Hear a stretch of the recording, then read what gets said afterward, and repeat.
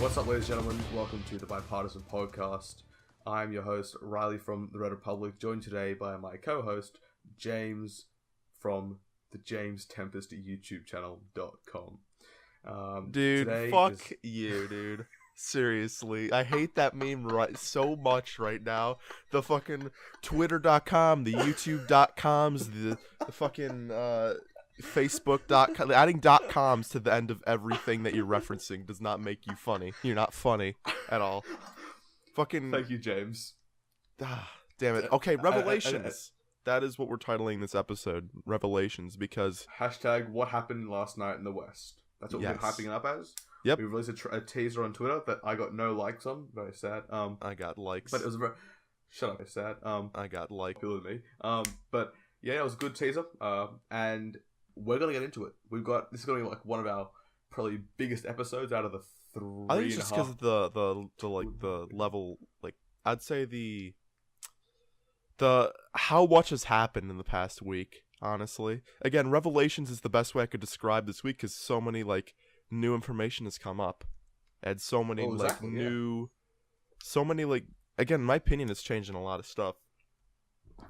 Things over the past come to light this week, and things have changed. So you know, I think Revelations is a pretty accurate way to title it. Sure. Before we begin, we should run through the track list in a sense. What we're going to talk about. We intend to talk about James Comey and his hearing, his testimony in the Senate. We intend to talk about the British election, and we also intend to talk about terrorism. So that's a pretty broad topic at the end there. So I think we need to get right into it. So James, you want to kick off the I Comey? think I'll kick it off. Now, the Comey hearing has done little to change my opinion on the situation with Trump and Russia, but I have changed my opinion on Trump and Russia because so far the Trump administration has done so little to keep its integrity, to fucking act in an orderly fashion, to act like it's not doing well right now. The Trump administration is not doing well. Okay, so this whole Trump and Russia thing, you already knew I didn't really buy it from the start. You know, we bantered about it on Twitter. I kind of still don't buy it. I really still don't buy it. But let's just say, I don't know, when Trump fired Comey, I didn't give a shit. I didn't care, dude. I really didn't care. I didn't think too much about it. And even his administration came out and said, Trump fired Comey because he took advice from his attorney general and his deputy attorney general. That's understandable. He fucking took advice from his surrogates, so like he fired him. Okay. But no, the fucking next day, Trump comes out in an interview and says, "No, I fired him because I didn't like him. I was going to fire him actually." Like, he could have realistically. Look, here's the thing: the president can fire the director of the FBI at his own pleasure, right? With absolutely no justification or a master thesis of justifications, right? They can do it at any time, for any reason, or no reason at all, right? If he had just fucking fired the guy, then kept his fat mouth shut. Oh, I know, dude. This shit wouldn't have happened. Fuck, dude. Like, seriously, the thing is, he fucking opened his mouth the next day. We've already bought the bullshit his fucking administration sold us. And now he's like, no, I fired him. And do you know why I fired him? Do you know why? Because I don't like this Trump-Russia investigation. It's bullshit. I'm like, okay. That, think of me as a conservative, at least a reasonable conservative, Riley. I'm not too happy about that. And then... Okay. Think about now... Here's what Go ahead. Yeah, okay. Here's what I should point out, right? With the whole Russia-Trump collusion thing, I don't know. No one knows. And that's the honest truth. There's a Senate Intelligence Committee that's working out. They've got the details that we don't have. Remember, after the Comey hearing, there was a closed session where they were asking about classified information. Mm-hmm. So for all we know, there's mountains of evidence that they colluded, but we wouldn't know, and nothing's in the public sphere. So I'm not going to try to suggest that there was collusion. Here's my thing, right? I have a bit more to continue on. But, yeah, all right, go on. We have actual evidence that people within Trump's administration and his campaign did collude in a sense with the Russians, but we don't know if Trump himself could be pinned for that, and we don't know if this collusion actually had an impact on the election. Okay, I'll let it continue because a week after the events I stated that really irked me. I didn't really like that. You know, as a person that supports Trump, that supported Trump during the election, I still probably would vote for him to this day, to be honest, because I still despise Hillary with every like blood cell in my body. Fair enough. But let's just say now he's in the fucking White House meeting with Russian officials, which is normal. That's what the president does. He meets with officials from other countries, and then he discloses classified information to them. Okay, now that's what the I forgot what it calls. I think it was the Washington Post reported. I don't fucking trust the Washington Post. Not at all. Little no respect for them. So I didn't think too much of it, especially when Trump's administration came out and said, nope, he did not. This is absolutely false. He did not disclose classified information. This is fake news. Like, okay, well, I don't really know who to believe, so it's kind of like void for me. And then the next day on Twitter, Trump is like, oh shit, you bet your ass I fucking disclosed classified information, you fuckers. You bet your fucking ass. And the best part about that is he meets with Benjamin Netanyahu like the next week, and he's there. He's there with Benji Boy. The cameras are rolling, and he just goes, "Yeah, this guy was a source of the intel." Fucking hell, dude! Oh, why would you do that? I don't know, but like, what the fuck? What's going on Okay, in so his brain? obviously there's not a lot of communication between the president and his own fucking administration at all. Yeah, God, yeah. And he's just. And, you know, when I hear that, you know, and I'm starting to think, you know, maybe there's some credence to this Trump and Russia thing after these two events. Maybe there's a bit of it. Yeah. I still kind of don't believe it, but at least there's something not right going on behind the scenes, and I'm willing to admit that. Now, and then I think back at events from the Comey testimony, I'm talking about the previous Comey testimony, where Trump fucking talked with Comey privately and asked him to back off on investigating Michael Flynn. Obviously something's not right here. Yeah, I'll give some context, right? So in his testimony in the Senate, he gave two accounts where he met the president one-on-one. Now, sure. Look, here's the thing.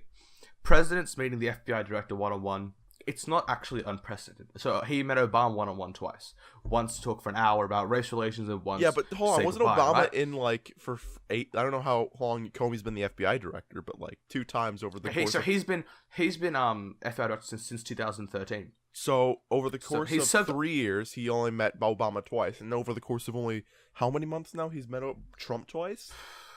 6 months, yeah, met him twice. And here's the thing, right? It's not unprecedented. Obviously, if you want your briefing, that's fine. Okay, but here's the problem. What Trump did in the context of these one-on-one meetings was totally unethical. He calls up James Comey and asks him to have a one-on-one dinner where he apparently made about 16 little implications to James Comey about him losing his job. Then at the end goes, "Hey, why don't you back off, James? Why don't you back off Michael Flynn? He's a good guy." Now James Comey said he agreed that he was a good guy, but he tried to imply he wouldn't back off. Next time they meet is a bit more sinister. So Trump calls an entire cabinet meeting in the Oval Office for some stupid reason, and the whole cabinet's in there. And at the end, he dismisses everyone except for James Comey. Now, poor James Comey is probably turning to Jeff Sessions like, what the fuck does this maniac want? Anyway, he's there, and Trump goes ahead and sizes him up. He walks over to him and is like, I want your undivided loyalty. I need your loyalty. Please, I want your loyalty so badly. I don't like this invitation. You could just quote him, you know. No, it's a good invitation. It's always fun. You. But but James Comey said he felt that Trump was trying to establish a patronage-based relationship with him. Now, what that would mean is that you have an FBI director who eats out of the president's hand. I mean, an independent entity to enforce the law. Now, if that isn't just blatant corruption, I don't know what is. Again, this Trump-Russia thing, it could still be all bullshit, but him telling FBI Director Comey, telling him to back off on investigation of Michael Flynn, and when he fails to do so, he fires him, and then he shares classified information with Russian officials. I'm kind of starting to see a very, very, very bad pattern here. Now, Yeah. you got to look at it from a different angle. And it's a pretty bad angle. I know you don't like look at it from this angle, but let's look at this angle. And it's the angle I'm not even considering at the moment, but it's an angle that I at least have to acknowledge. Okay? Let's just say you're Trump. And you actually did nothing with Russia. You have no idea what the fuck the media is talking about, what the hell the FBI are investigating, but it is fucking up your, like, this quote-unquote investigation is fucking up your approval rating, your image, and you think, and you absolutely know it's not true, so you don't know what the FBI are doing, so you just think the FBI is fucking crazy, right? So obviously, I'm gonna fire this fucking nutjob at the FBI because I don't know what this investigation is, but I know it's not real. Like, think of, what if he actually is innocent? What is he thinking about this Trump-Russia investigation? I don't care. If he's innocent, he shouldn't have been so much of a fucking moron to go ask the president to ask the FBI director to drop an investigation. That is an act. That's a corrupt act. You can't ask a director to drop an investigation because it affects you negatively. The investigation will go on. It has to go on to prove your innocence. If he really cared about his innocence, he would have just let it go. If he was so sure that he didn't do anything wrong, he could have just said, look, go for it. You're not going to find shit. The fact that he asked that's a big red flag for me. It wasn't the fact that he asked. I mean, the fact that he asked is actually playing a much bigger role now that some new information has come up, because I didn't really care that he asked to begin with, to be honest. But let's just say, asking a guy to back off an investigation, when he fails to do so, then he fires him. And he admits that he fires him because of the investigation. That could warrant obstruction of justice. I'm not blind enough to admit that. I support Trump, but that could warrant obstruction of justice. Now, I'm going to say right now, like 99% he's not going to get impeached. It's just not going to happen. I agree. But like, and even if for some reason his actions don't warrant impeachment, from an ethical and moral standpoint, what he did was wrong and very unethical. And well, exactly. I mean, shit. His lawyer's having a fun time being able to charge him a huge amount of money because what he's doing is he's gonna need every lawyer that America can muster at this point. Fuck. But yeah, here's the thing, right? So far, this is the fucking investigation with Trump and Russia. I really still don't believe it, dude. I really don't believe it. But even if it's all not true and he did all the stuff, that's still obstruction of justice. That's still impeachable. It's still wrong. So that's my. And look, if you just look at it, and this is for anyone who believes he wasn't obstructing justice. I don't know, like, how more bona fide a obstruction of justice you can get than this. The FBI is doing an investigation into someone that you have a vested interest into.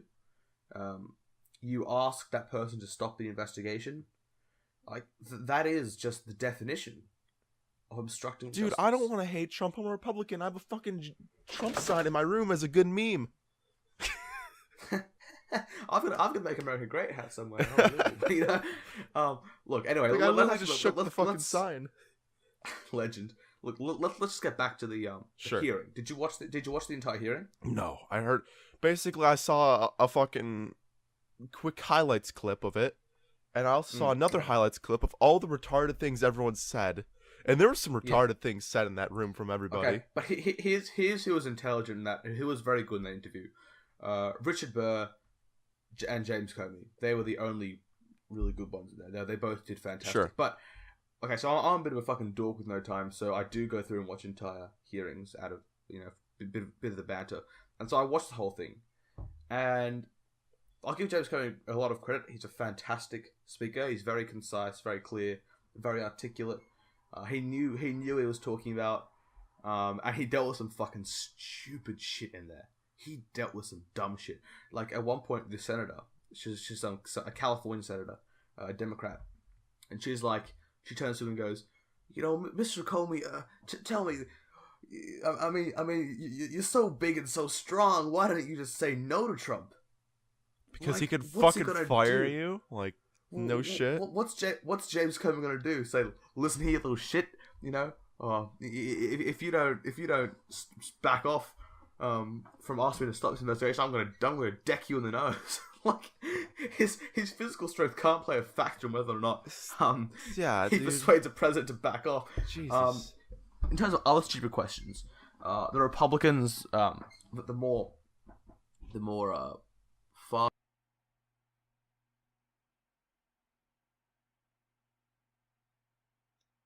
Oh, is your Audacity fucking up?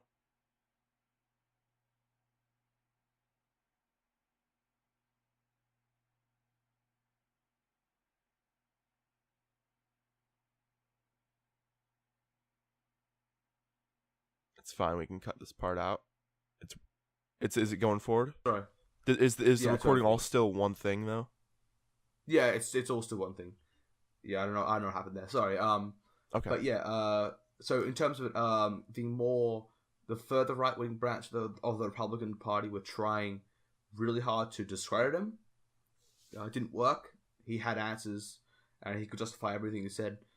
The more moderate Republicans had it pretty easy on him. Everyone sort of took time to appreciate his integrity, blah, blah, blah, blah. But the big takeaway from that hearing was that James Comey effectively called Trump a total liar and said he was untrustworthy, and went as far to almost imply that he was unfit to be a leader. So, James Comey is he's a very credible source. So I feel like maybe we should have a look at what he said and what he published in that bundle of documents. And maybe we should take a look at that and just take some time to understand that maybe a lot of the things he said about Trump are potentially a good indicator of whether or not this guy should really be where he is and whether or not he's actually leading a country in the way it should be done. In fact, it got to the point where James Comey, this is an exact thing, he had a memo that he sent around the FBI. Mm-hmm. And this memo was going to clear up something that a lie that Trump was spreading at the FBI and him. So he felt compelled to actually leak that memo by giving it to a Columbia Law School professor to leak to the media. And that's how bad it got. The FBI director had to leak memos just to defend the name of the FBI from the president. I think that's just ridiculous. Listen, I don't like the FBI at all. I really don't. I think they're a washed up, corrupt organization, and if the country for some reason elected me as president, I'd probably abolish the FBI because you abolish the FBI? What drugs are you doing? Dude, Dude, they've done some fucked up things over the years. They've done some fucked up things.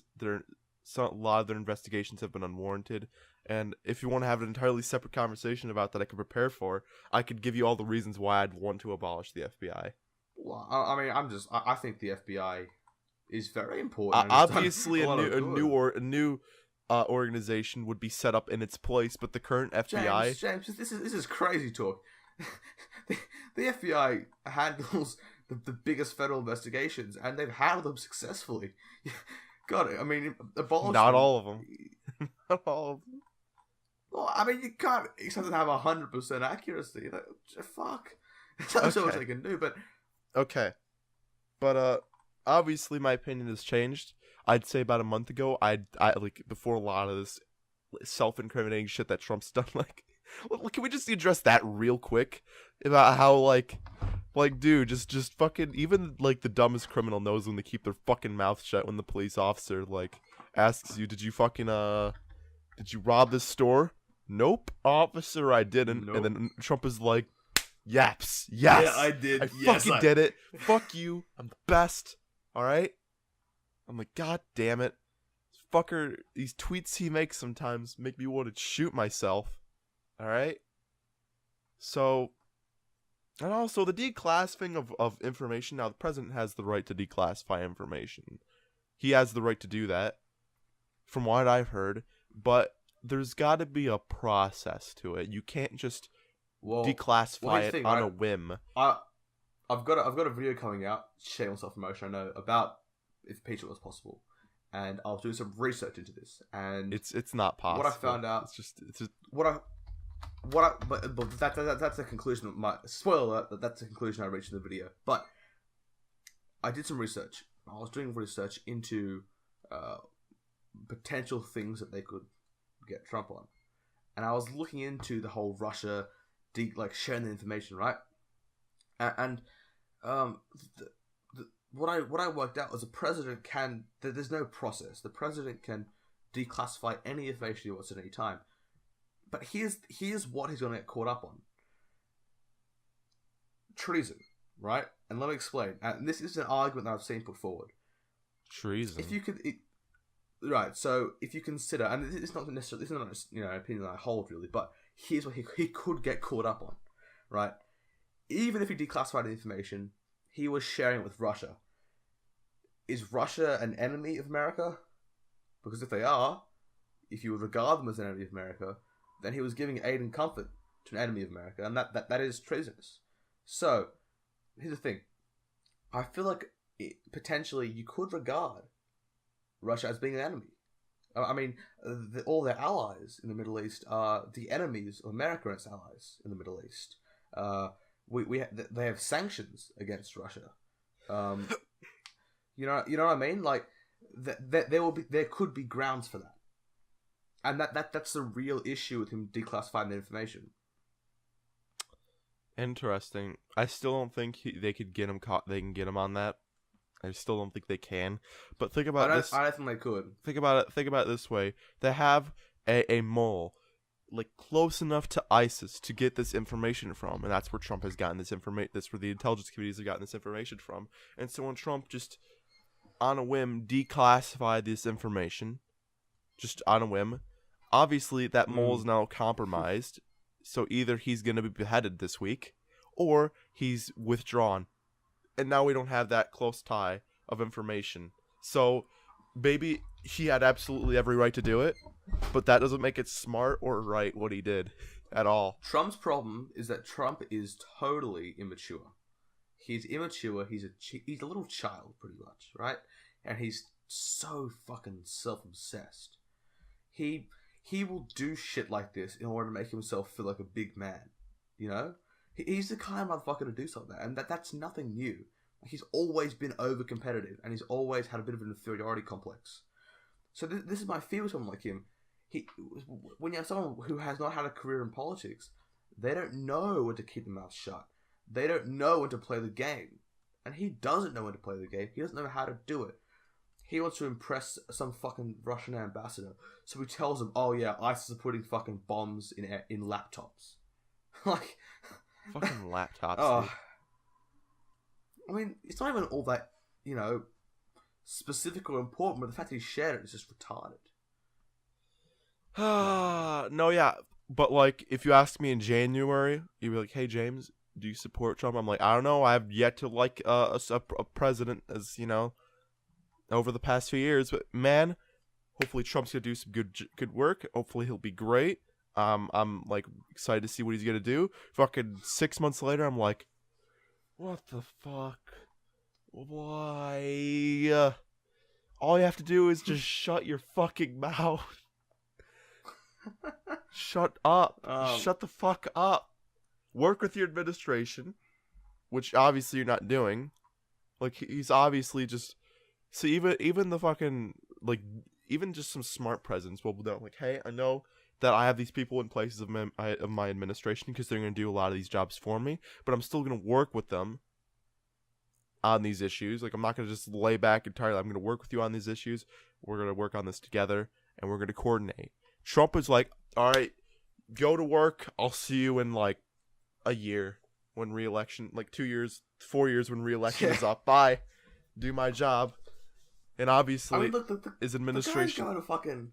The guy's going to his own private golf club every second weekend.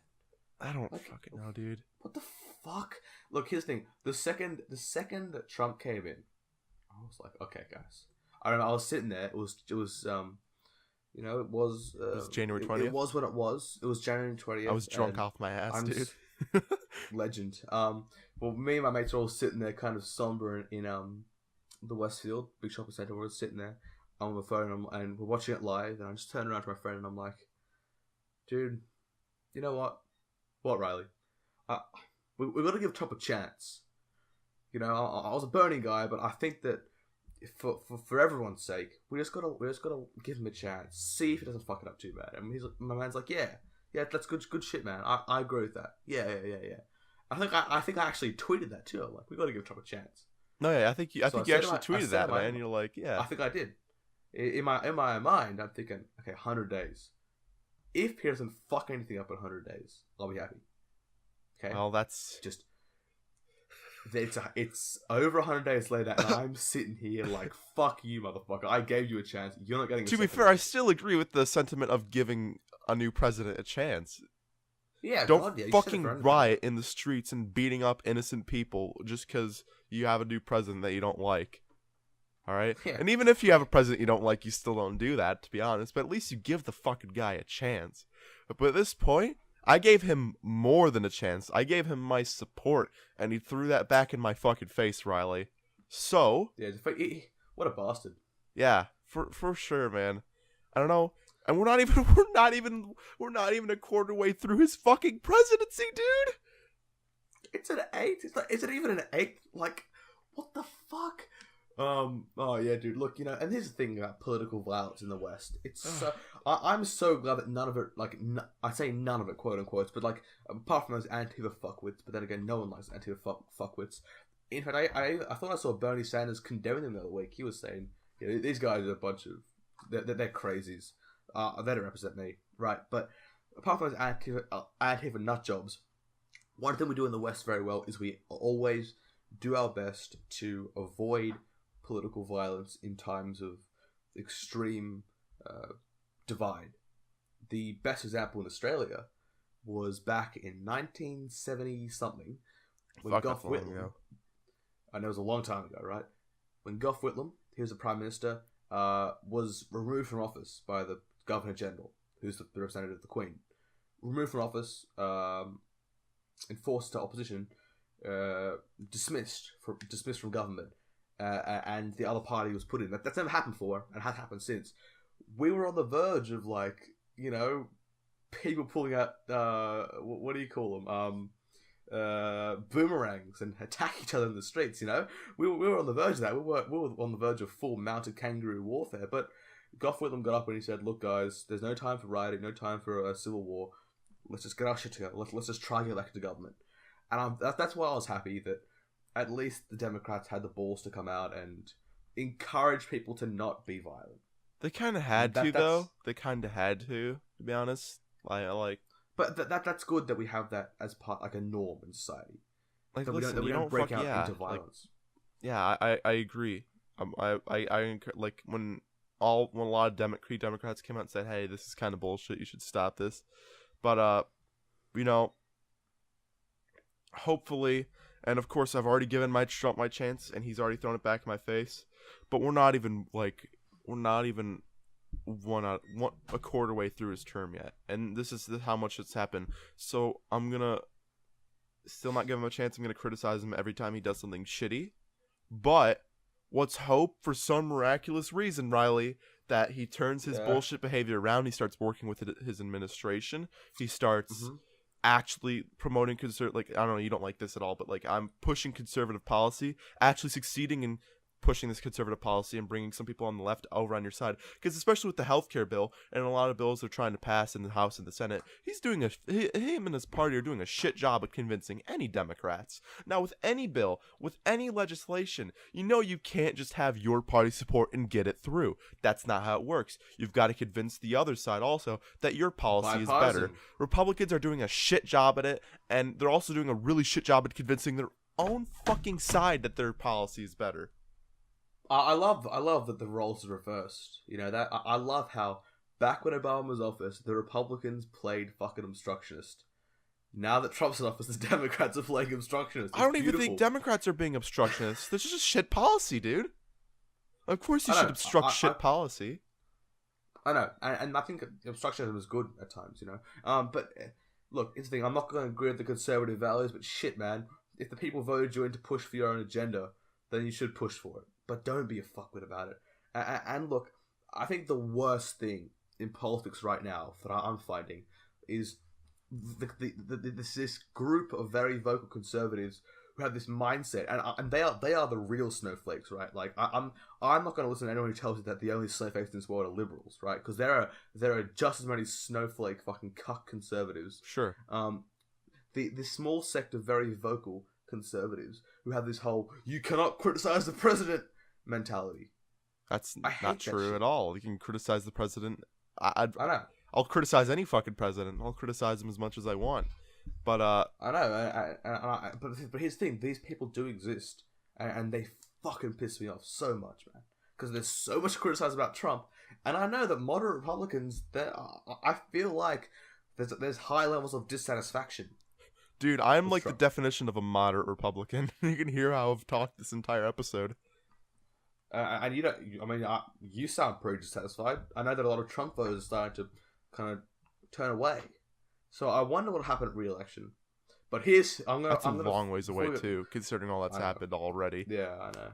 Before we go to the next segment, I just want to make a statement. James Comey, you better run for president, man. I believe in you. He's not gonna run for fucking president. You know he isn't, dude. I believe in you, James. Run for something, please. Just get in a pollster. I love seeing you on TV. You're fucking funny to listen to. Anyway, no, I really don't like James Comey though. I really like James Comey. He's one of the few Republicans I can tolerate. Dude, it's after the entire Clinton investigation that I just can't have respect for the guy. Obviously, I'm going to defend him in situations, especially this investigation. What was wrong with that? The Clinton investigation where she was blatantly fucking guilty for a lot of the shit she's done. She got off scot-free like every other fucking politician that ever gets investigated for shady shit. Oh, come on. Like how Trump's going to get off for a lot of the shady shit he's done. It's the exact same thing. Yeah, I mean, sure, but how far... how far can he go? He's the FBI director. He can't actually prosecute them. He's not the Department of Justice. He's not the Attorney General. He can't prosecute them. He can give advice, and his advice was, okay, don't bother. And is that advice wrong? Maybe they should have prosecuted her, but really, what would that do? What would that accomplish? The facts were all out there. Let's be real. The emails, honestly, though, dude, if they prosecuted her early enough, maybe we wouldn't have Trump as president, Riley. Well, look, here's the truth. Here's the truth. With Hillary Clinton, her emails, they're fucking nothing compared to the shit that Trump's been doing. They are nothing.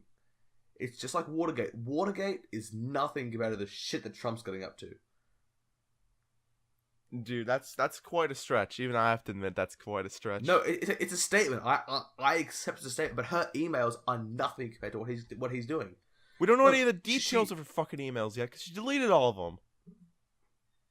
But still, I mean, but here's the thing: the threat isn't actually what's in the emails. The threat is that she used a private server to send them. Oh, she used a private server to send emails. It's bad. Oh, big whoop.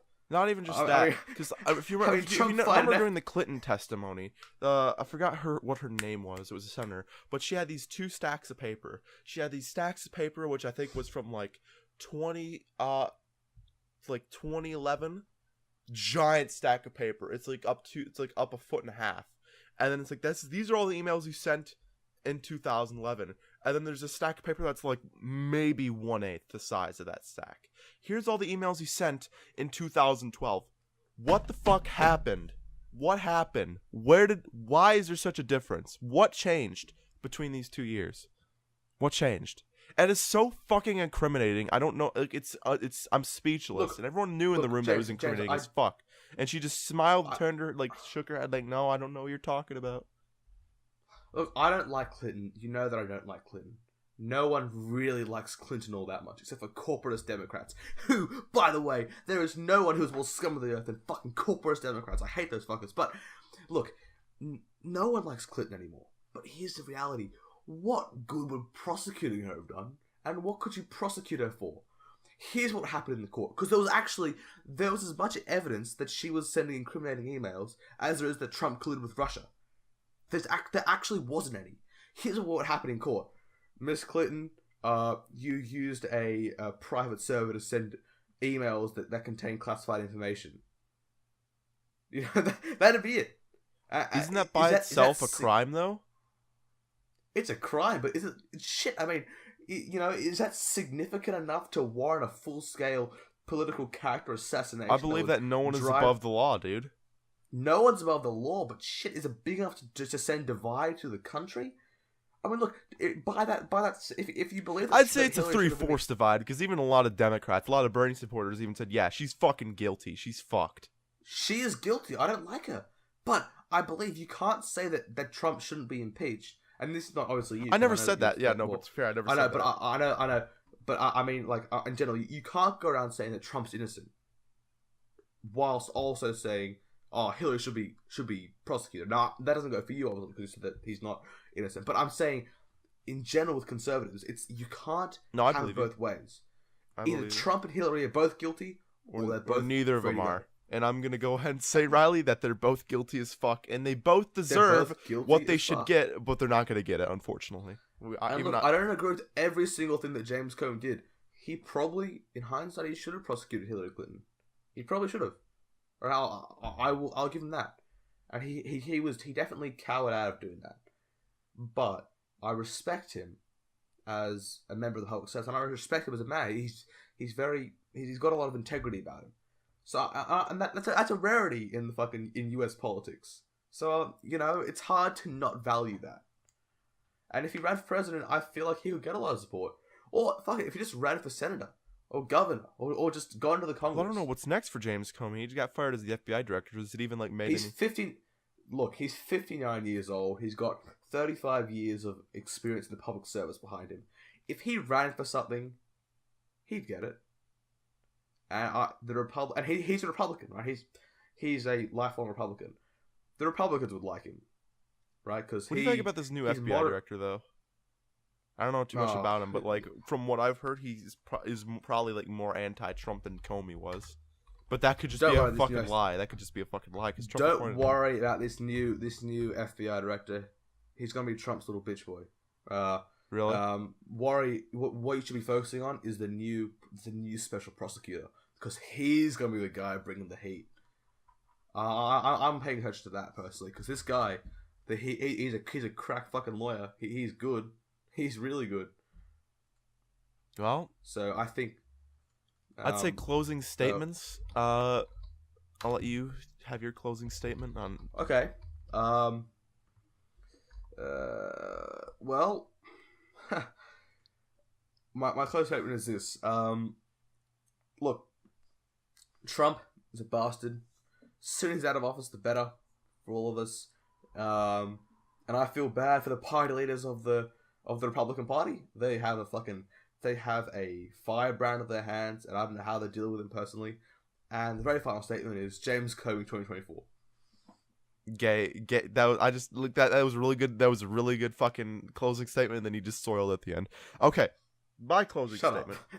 I supported Trump strongly. I would what you would call a hardline Trump supporter before he got elected. And I support him for the first few months of his presidency, but so far I've been extremely dissatisfied with him and the current administration. And right, I feel. And would you say that a lot of moderate Republicans? Yes, share that I would say that as well. Okay, well, that's good. All right, let me finish. And I've been extremely dissatisfied with the current administration. And I hope I like his policies a lot. I'm a conservative. I hope he pushes these policies. He'll continue to push these. And hopefully, for some reason, miraculously, this whole Trump-Russia thing and this bullshit stops and he gets his act together. Hopefully. That's really wishful thinking right now, because I'm really dissatisfied right now. So, Trump, I supported you, but I can't. It would be disingenuous for me as a person with an opinion, with at least a sound, reasonable opinion, to fucking defend you in this situation. I can't. It's gone too far. I've defended you long enough, actually. I've defended you long enough, Trump. And that is my closing statement. You, Trump. So okay, and just to end on a high note before we go to the next topic. How does this sound, James? Republican National Convention in 2024. What do you say that the Tempest Republic ticket goes against the Comey Ryan ticket? What do you reckon? The Comey Ryan ticket, dude, that'd be the fucking shittiest ticket ever, especially if you're tacking on Ryan with it. Are you kidding me? Any ticket with Paul Ryan is gonna be a shitty ticket. Let's be real. Fucking hell, fucking Paul Ryan. Okay. Next topic. Okay. The UK election. Okay, so I'm actually from a Commonwealth nation, so can I Of course, you're part of the Commonwealth, which is the UK, terrible, Canada, Australia, New Zealand, and a few other small countries. And a few other little shitty places that no one cares about with GDPs lower than bank account. So let's talk. Basically, this election has been between four major parties. Four Labour, major parties. Liberal. It's two major parties and like eight. Well, it's two. Well, no, hang on. You'd say four major parties in the sense that there's two major ones, but two that are very important. So you have Labour, Liberal Democrats, and UKIP. No, I'm SNP, joking. No, fuck UKIP. No one likes. No, I don't know. Do they even win a seat? I don't think they won a seat. Anyway, no, they didn't. They didn't win shit. You know, he's got the most punchable head in politics right now. He has the most punchable head. Paul Nuttall? Honestly, no, Nigel Farage, the most. Oh, he's not even the head. fucking leader of the party anymore. He resigned. Smart man. Anyway, so I got voted out. Parties that. No, he quit. After Brexit. He finished his life's work that fucked off. So the four major parties that Labour, Liberal Democrats, and the Scottish National Party. Liberal Democrats tend to go for the Conservatives. Wait, did I say Labour and Liberal? Oh, can we? Sorry, can we like after you like give your party explanation? Can we back this up a bit to like Theresa May's speech like a month and a half ago about wanting to start a general election? Let's just talk about the idea of a general election. Yeah, I can give that. All right. So, I think I said Labour and Liberal. I'm Australian, so sorry about that. Labour, Conservative, Liberal Democrats, and SNP. So the SNP and Labour, they tend to go together very nicely because the SNP are obviously the Scottish nationalists, and if there's one thing that Scottish nationalists fucking hate, it's conservative governments in Britain and the rest of Britain as well. Yeah, they also hate everyone who is not Scottish. Anyway, Liberal Democrats tend to lean towards the Conservatives, and typically in a hung parliament, they will form government. So in 2010, the Cameron government formed government with the Liberal Democrats. So. Context. Basically, in this election, you need 326 seats in the parliament. And I think Conservatives only got 319. They got 319. So to form government, it appears that they're going to form government with. I forgot what it's called. No, I don't think it was you. I don't think that's who it was. It's someone else. I forgot what their name is. I really forgot their name is, but they're going to form. Let's just say they're going to form a government with another party. Yes, that was it. Yeah, that's what it was. DUP. The DUP is the Liberal Democrats. Okay, I didn't know that. I'm sorry. Okay, yeah. If they said Lib Dems, then I would have known. But they said DUP. So yeah, it's all good. It's all good. So pretty much, see, you American fuckers, you've got a really weird system of government. Like it's actually really weird compared to the rest of the world. Like no one else quite has it. Dude, but you don't know, man. I'm hearing this shit back, and I'm like, this is kind of weird to me, man. No, we have the OG parliamentary representative system. Like you fuckers just adopted some. Anyway, I could go on for 8 hours about how terrible the American system is. But anyway, the idea is obviously for you Yanks, whichever party wins the most seats in the Congress, aka Parliament, aka House of Commons, aka your party House leader of Reps, becomes Prime Minister. Your party leader becomes Prime Minister. Right? I know that. So you don't have a president, but you have a head of state or of course representative of the head of state. So in England, that's the Queen. In Australia, that's the Governor General. Pretty much, the result they have is what's called a hung parliament. And a hung parliament is when neither party can form majority.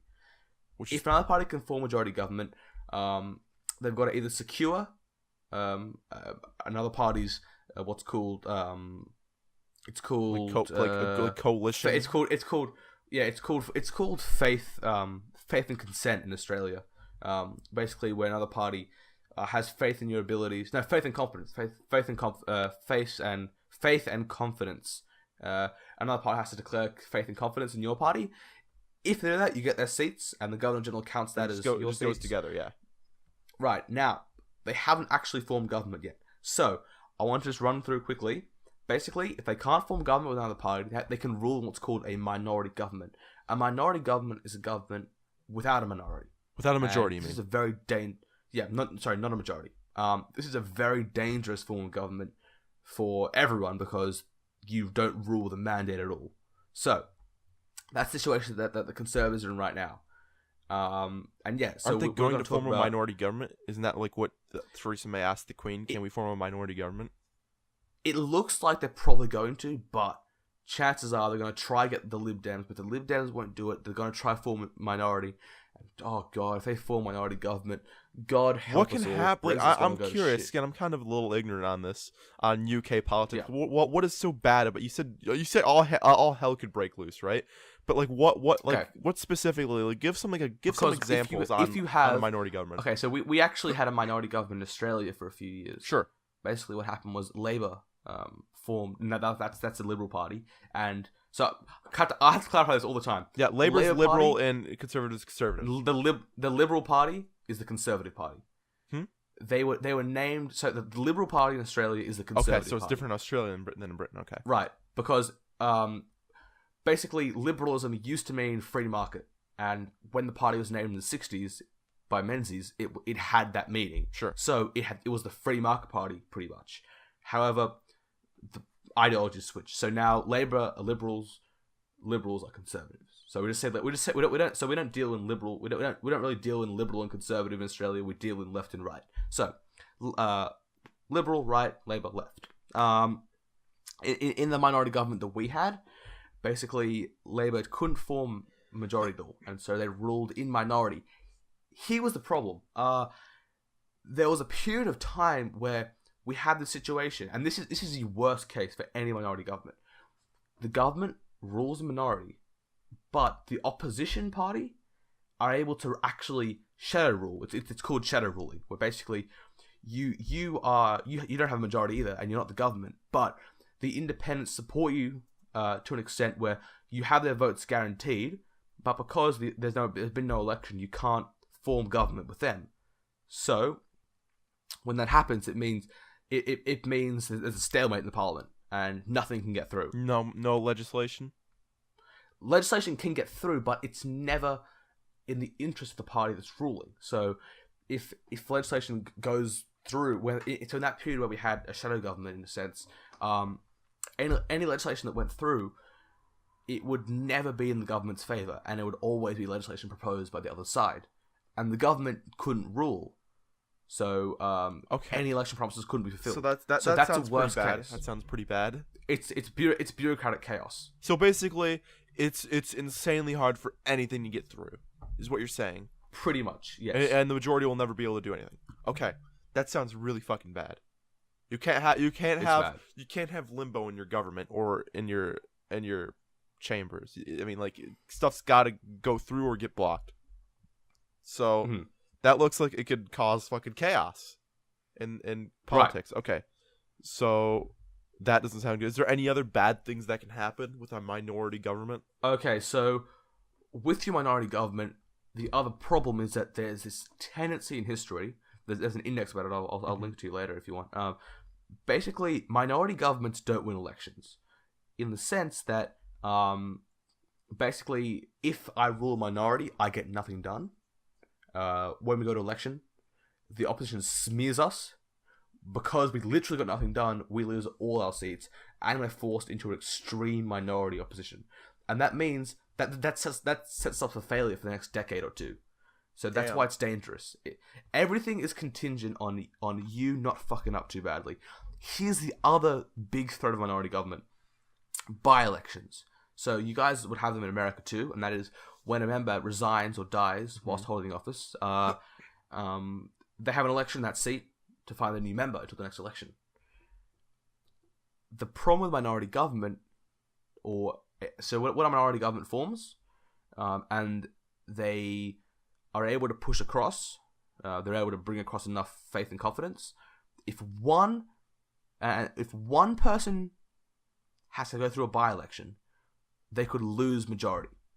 So the problem with minority government is you can slip and slide out of majority and minority. And if you're a minority government and you have too many by-elections, you get so small that you literally can't do anything. So that's the main concern: members resigning or dying whilst in office. Because remember, you can lose government with one by-election. Okay, so and I'm assuming the Liberal Dems probably know this as well, and this would be pretty bad for Liberal Dems as well.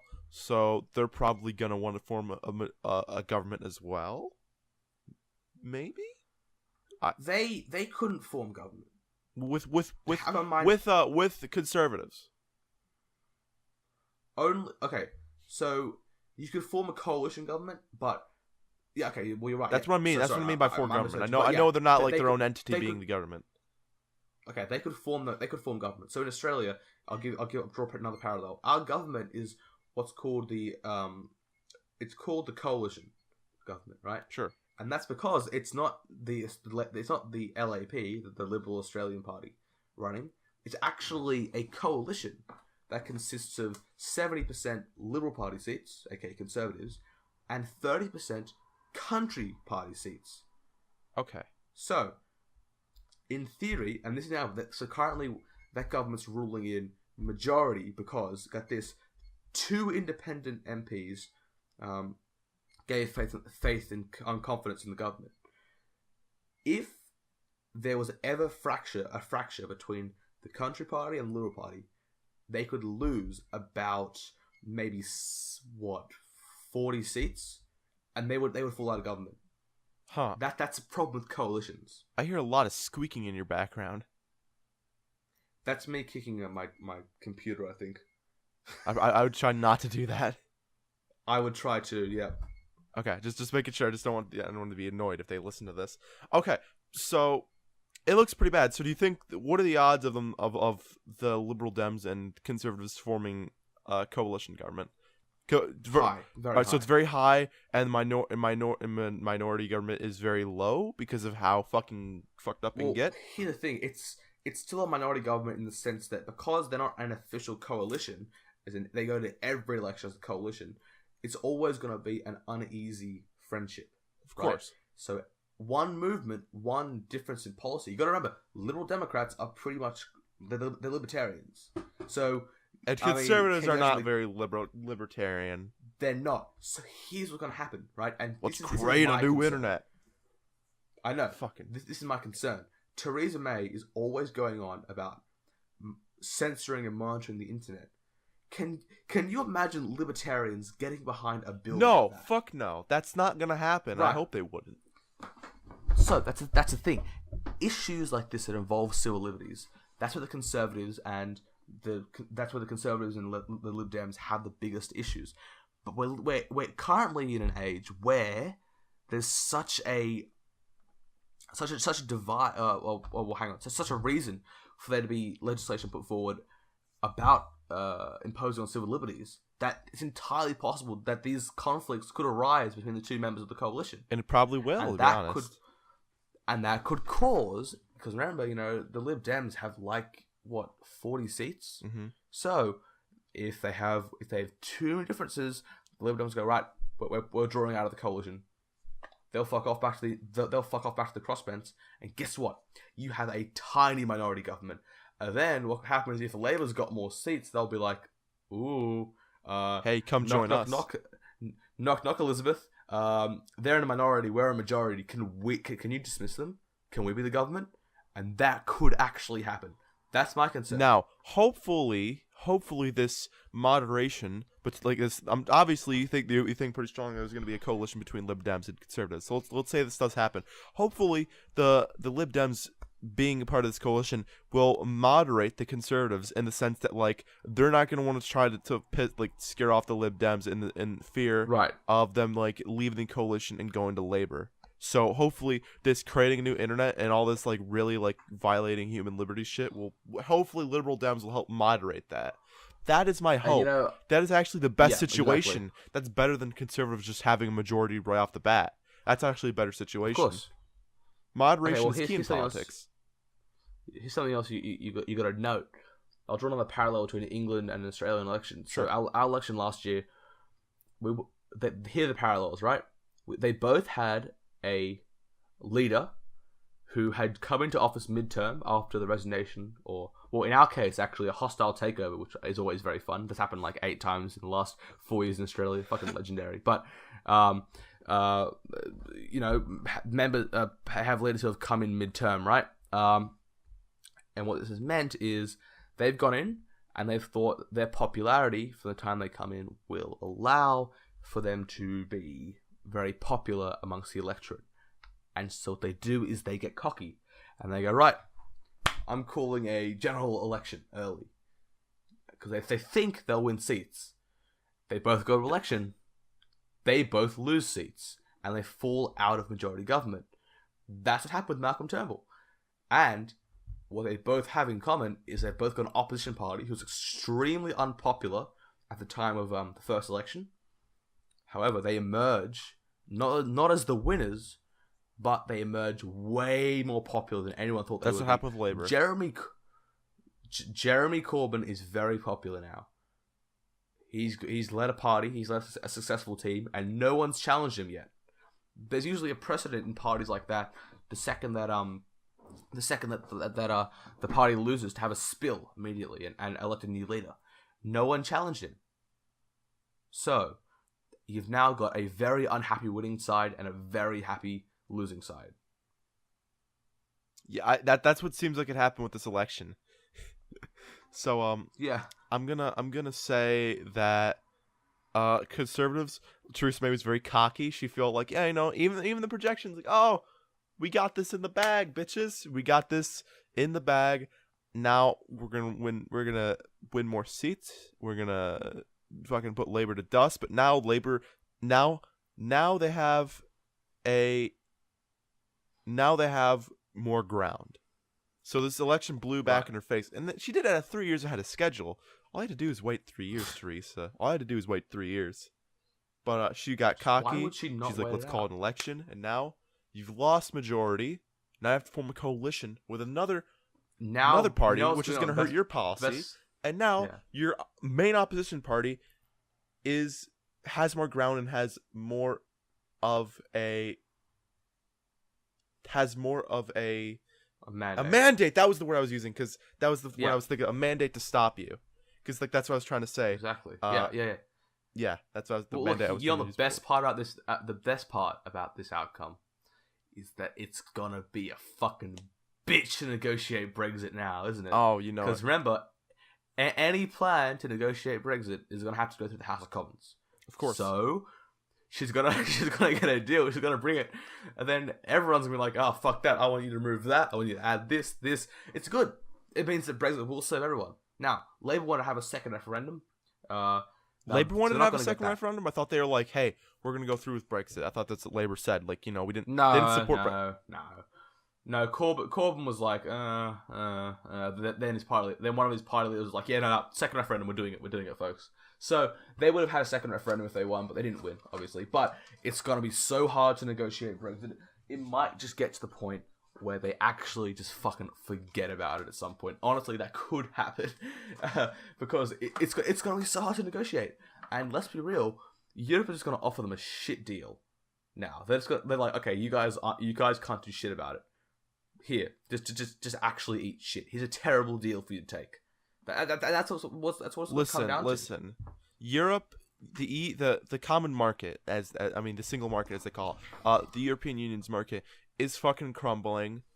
It's not doing too well, and I guarantee you that this shit they could give the UK this shitty deal, and if the UK just walks out on them, that would fuck up the EU tremendously. That would fuck them up tremendously. So I'm not thinking. So if they do offer them a shitty deal, I don't think it's going to remain shitty for long. I don't think it's going to end up like that for long. Look, it's just the argument between a soft and hard Brexit. A soft Brexit is where you negotiate, you do all the fucking, you suck every banker in Brussels' dick. Yep, that's soft, fucking, very soft. You lap it up from Angela Merkel, spend 10 years negotiating, and eventually you leave peacefully. Then fuck up your economy for about 6 months, and you get back into things.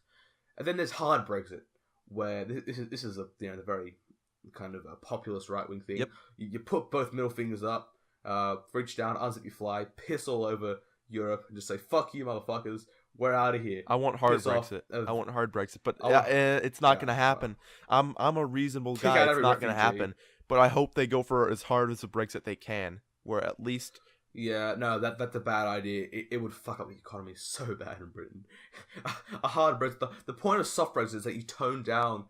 The point of the soft Brexit is that you see in a time period you tone down dependence on the EU, so it becomes a natural switch. Hard Brexit is just cut it off immediately, and that's it will be so bad. We can have another argument on Brexit where I can actually prepare notes, but I strongly think a hard Brexit would be better.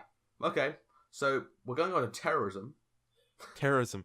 Oh, dude, we're an hour into this podcast. But like, I'm surprised that like I thought conservatives were gonna maintain majority, only because of a lot of the terrorist attacks. Because, you know, never mind. I'm gonna completely retract that statement. Both parties have had their stances on terrorism have both been very dissatisfying to me.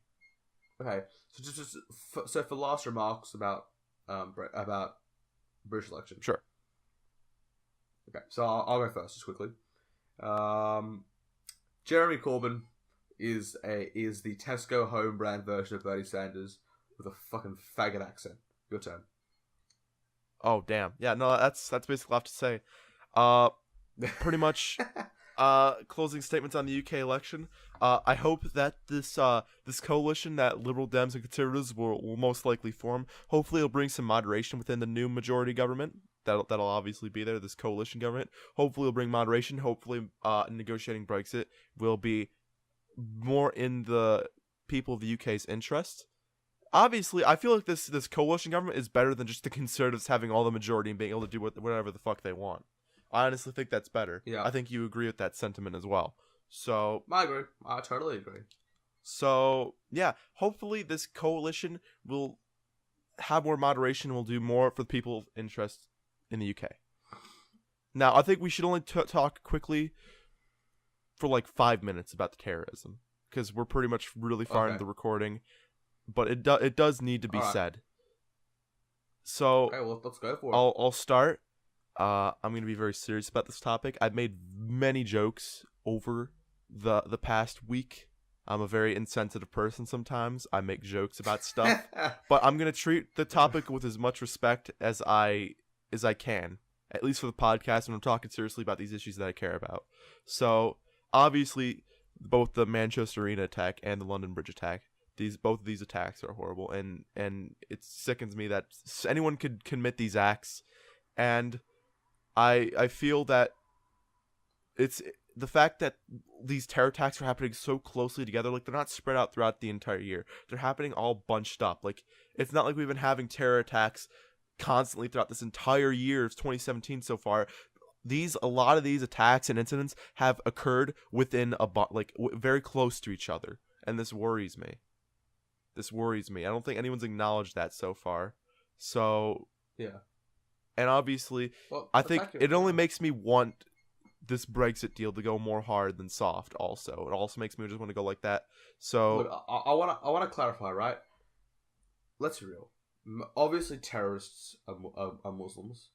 A lot of them are. No, well, I mean, I was about to say the terrorists are Muslims. That's just not true. I'm a conservative. You know, I will say, hey, Riley, that's kind of fucked up, man. Terrorists are Muslims. That, you know, don't hit with that no true Scotsman fallacy shit. You know, like, well, they're not true Muslims. Fuck off, lib fags. They're pretty much by the book Muslims. That's basically what they are. Okay, so here's the thing. Islam is a repulsive culture. Fuck it, I don't like it. These terrorists, they're homegrown. They're not refugees. If you want to put forward an argument why we shouldn't take refugees, there are ways to do it. Right? Here's why we shouldn't take refugees in. One, they're poor people from a bad culture, a third world developing country. They're very poor and they don't fit into Western society. They rape. They commit acts of extreme violence. They form gangs. Mm-hmm. That's the argument against refugees. Terrorists are a different issue. Terrorists aren't coming from Syria into the West. Terrorists are already here. Terrorists are citizens. Terrorists are homegrown. Right? Terrorists are homegrown. So, let's stop making... Stop kicking your computer also. Stop it. Stop kicking your computer. Fucking loser. Let's divide the debate, right? Let's work it out. Terrorism does not equate to refugees. But they're two separate arguments, okay? Majority of the time, there's really not any refugees who are terrorists. But I'm sorry to say. I will agree with that sentiment. But continue. I'd like to say something. Okay, look, the thing is, the terrorists, the refugees that we got to worry about are the ones forming gangs. But what you want to do, hardline approach, okay? Surprisingly coming from a liberal. But if you want to stop homegrown terrorists, number one step, find out who's radicalizing them.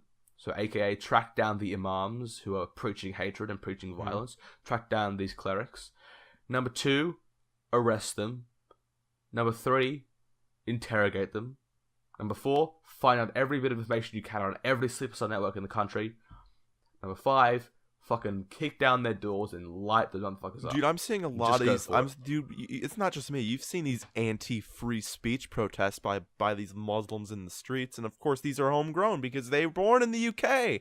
And there's these Muslims marching through the street, preaching against freedom of speech and preaching for Sharia law to be instituted. This is the culture that is causing this terrorism. There are a lot of Muslim leaders in the UK that are promoting violence for people. I absolutely detest Sharia law, Wahhabism, which is the extreme form of Islam. I detest them both. I hate them both. Now, I actually don't believe that Islam is a religion of peace. I don't believe it's a religion that teaches things that are good. I don't believe it's a good moral code. I believe there are good Muslims, and I believe that's the same for any religion. But with that being said, does Islam fit into Western society? You know what? Muslims fit just fine. Islam, no. Now, but let's think about how these people got here, though. But think about it. These people got here because their parents or their grandparents were refugees. Am I wrong? Okay, sure, but am I wrong? But it's importing a culture that is incompatible with Western culture. Okay, but with that being said, I'm here where I am because my grandparents came from Italy. You know what I mean? It's yeah, but obviously people are gonna be like that. Crazy. But if you want to look at, okay, well, hang on. There's definitely an argument to be made there. A lot of them are fucking crazy. Dude, I have one of my good friends is Italian, and he's gonna be listening to this since he's really into politics. So go. Oh no, sir, no, that's a horrible thing to say. But look, the thing is, look, I know plenty of Muslims who detest this stuff, and a lot of them are very good people. But I don't think that you can really have a Western society where we embrace this culture. It's not a culture that should be embraced. Middle Eastern culture. 1/3 of the Muslims in the UK, Riley, think violence against people who talk shit about Islam is warranted. 1/3. I don't. I'm not willing to. Dude, I'm not willing to agree with that number. But I'm not willing to acknowledge that number as being factual. I don't know how that can be clear, but I'm willing to accept that that's possible, and I'm willing to accept that that's legitimate to an extent. So I'm gonna reiterate what I said. Right? Sure. Islam is not a good religion, and Middle Eastern culture. I'm not saying Islamic culture. I detest Islam, but I'm not saying Islamic culture. But Middle Eastern culture, which is an extreme form of Islam called Wahhabism, does not fit into the Western context. If you take someone from Syria, a lawless anarchist nation, ruled by regional clerics who are violent and believe in violence against women and rape and horrible things, you take those people who are dead poor and uneducated and stupid, and this is not all of them, this is maybe, 10%? You stick them in someone like Sweden, a socialist utopia, right? How can you expect them to fit in? That's why I think you've got to vet them, find the good ones, put them in. Look, Sweden took in 300,000 refugees. No vetting and whatsoever. You could say, or at least very little. No vetting at all. Open borders, right? So the left will say, well, only 10% of them are bad. That's 30,000. Well, 99% of them are good. That's 3,000 who are doing bad shit. Yeah. That's a lot of fucking people, yeah. That's a lot of people. I mean, if you had a handful of Tic Tacs and you knew that one of them was poisonous, would you take the whole handful? Fuck that, dude. I wouldn't take it. I'd pour them out. So I thought the risks outweigh the benefits. So what you got to do, vet them. If they're good, let them in. Dude, I think we finally found common ground on this subject. Yeah, okay, I think we did. Okay, yeah, I think we're pretty much. There's been a lot of common ground found over this podcast history. I think. I think it's good, but that's kind of the purpose of the podcast, isn't it? I'd hope so. Yeah, I was like, that's the job. Was like, Trump is not. There's nothing impeachable for Trump. Refugees, none of them at all. Don't bring him in. That's how I started this podcast, and I'm sure you at the beginning of this podcast, you're at least like, Trump is fucking awful. and stuff, and all. Let in every refugee. Yeah, let in every refugee, and now I think we found ground with each other. I think that we finally have, James. I think this is good, right? The point of this podcast was to bring together two people from the left and the right, put them in a room together, and see what. Obviously, there's going to be more disagreements with new issues and new policy that comes up, but hopefully we'll be able to find common ground on those as well. But like, I think a psychologist, if we show a psychologist this podcast and say, look, you put two people from opposing viewpoints in a room, you give them issue to talk about, and they will find common ground. So this is proof for you Antifa fuckers, okay? You can sit in a room with these conservative scumbags, and you can have a good rational argument. And also, with them, and they actually have I'd brain like to cells. say that they actually have at least some merit to their arguments, and that's vice versa as well for liberals. They do also have merit to their arguments as well. Yep. So if I ever hear someone tell me that you can't argue with Republicans because they're all ignorant fucks, I'm going to say, nope, you're wrong. Maybe not So Republican politicians, but Republicans in general. Oh, well, they're all scumbags. Oh, yeah. Most of them. Same with Democrats, dude. Anyway. Honestly. All right, I think that's where we should close fuck the Democrats. podcast, honestly. That's where you should. All right. Well, All right, this has been... Anyway, you want to outro? I'll outro. Okay. All right, so ladies and gentlemen, this has been the Bipartisan Podcast, Episode 3, Revelations, which was, I think, very well titled. I want to thank my co-host, Riley, for sitting down with me for an hour and arguing about this shit with me. And our Twitters and YouTubes will be in the description. Until next episode. Bye, guys. All right, guys. Thank you very much. Goodbye. Once again, Tempest Republic 2024. Got it. .com. All right. .com. .com. All right. Bye, everyone.